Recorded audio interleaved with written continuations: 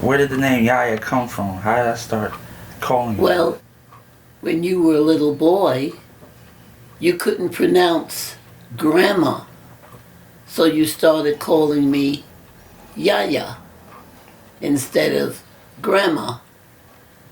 And to this day, everybody, almost everybody, calls me YAYA. You just was saying it because it was easier to say than grandma. What year were you born? I was born February 5th, 1944, in Gainesville, Florida. Where did the name Shirley come from? Who started calling you Shirley? My grandfather, my mother lived at home because my father was in the Army. He was a staff sergeant in the Army. So my mother lived at home, and I was born in Gainesville, Florida, at home. And when he looked at me, he said, "She looks like Shirley Temple," because I had these ringlet curls all over my head. And he said, "She's Shirley Temple." And ever since then, I've been called Shirley. Shirley. My real name is Ella, but I like Shirley better. And most of my family is still in Florida, although they're spread out all over the country now. 7 sisters, and they're all spread out in California, Pennsylvania, Florida, Texas. We're spread out all over the country now. Like a lot of Southern parents, they come up north to look for a better life. And that's where I was brought up. My memories in the 1960s, I remember mostly. Most of them were not very nice memories because a lot went on during that period of time. Raising children up north was better than raising them down south. Down south was very prejudiced in the 60s.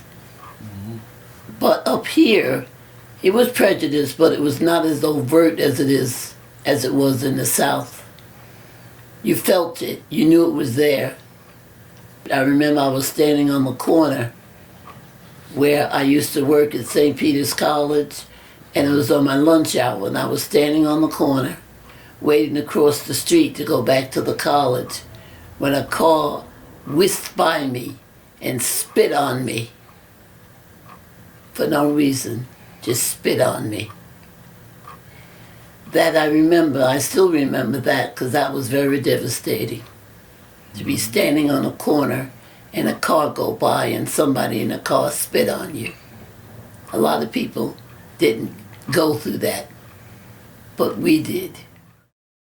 I was a practical nurse before I went into college. I was a practical nurse for 2 years. My sister Barbara and I were in the same nursing class.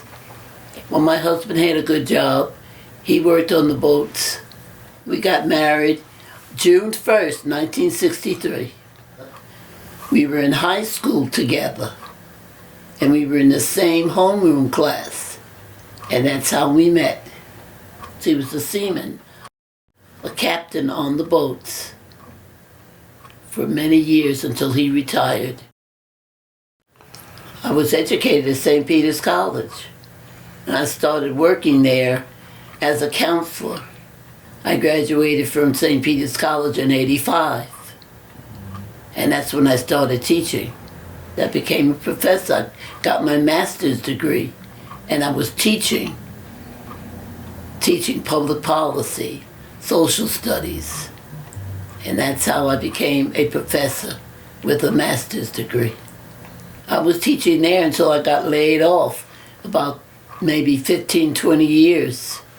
And then I got laid off because they were cutting back. And of course, I was one of the ones that was laid off, even though I was there about 15 years. After teaching, I just stayed home and raised my children. I became a homemaker, as they say. And how did you feel when Mommy and Donald decided to go into the education field? Oh, I was wonderful, but my children, my daughters, wanted to be teachers. and they are teachers today, special ed teachers. My son was a EMT. He worked as an EMT on the ambulance. And my other son was a Sandy Hook pilot on the boats. So every one of my children had a profession that I was very proud of, that I am very proud of. Do you have any memories of Albie growing up? My Albie? Mm-hmm. My Albie passed away.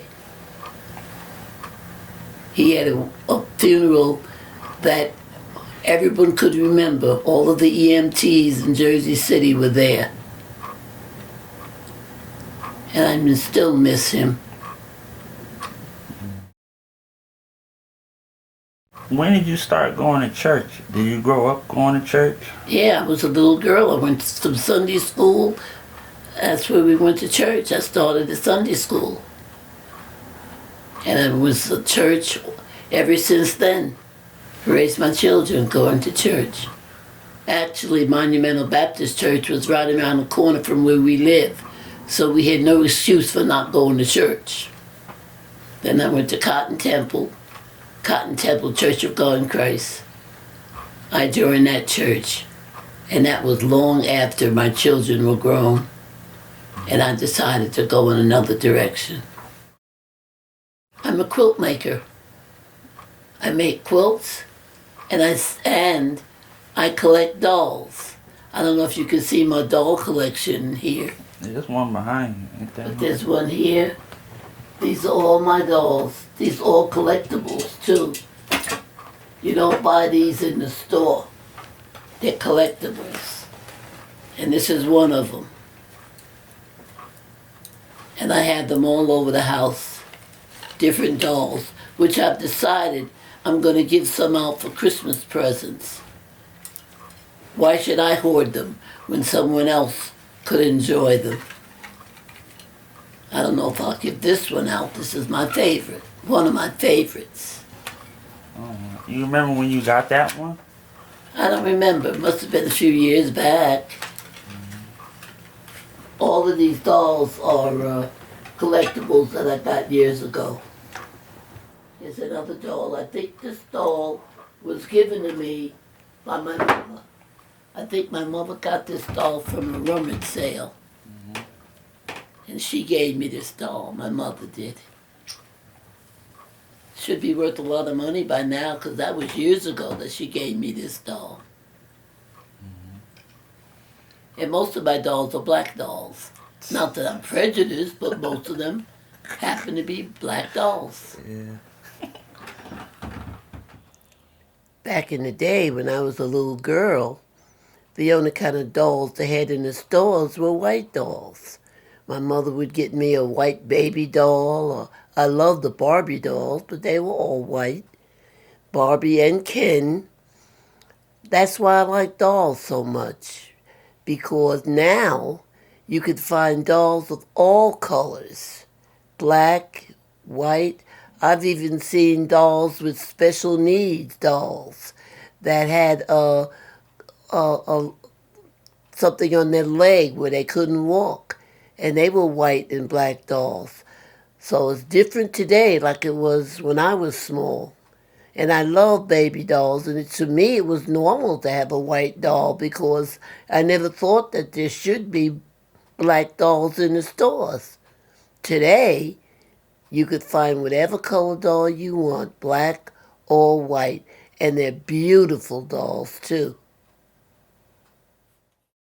You remember how you started getting into quilting? Quilting, I took a quilting class at St. Peter's College. I just took it because it was a class that you needed 3 credits for anything, and I took that. And that's how I got interested in quilt making. I've been quilting for like 10, 20 years now. Everybody in my family has a quilt. I made a quilt for everybody. At the reunion, we have a family reunion every 2 years. I decided I'm going to bring one of my quilts to auction off at the reunion. And to this day, we have the reunion auction with a quilt. Other items too people would bring in, but the quilt was the main item that people bought. And like over $100 they would go for those quilts. Yeah, they pay good money for your quilts. Yeah, they paid good money because they were beautiful. And how long does it usually take you to? Oh, it took me a good 6-8 months to do one quilt because I made it a full-size quilt. It wasn't a little tiny quilt. It was a bed quilt. The last one I did, New Orleans, I right? think went for a reunion. It was like sold for over $100, and it was a quilt that was from New Orleans. I made it like have a New Orleans theme.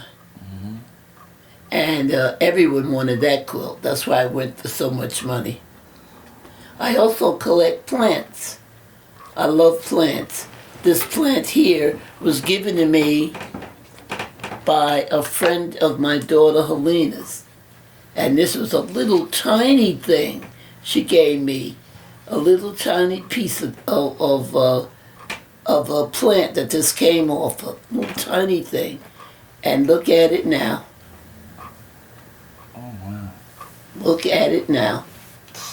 And it's growing like crazy. So I also collect plants, quilts, and dolls. So I keep busy.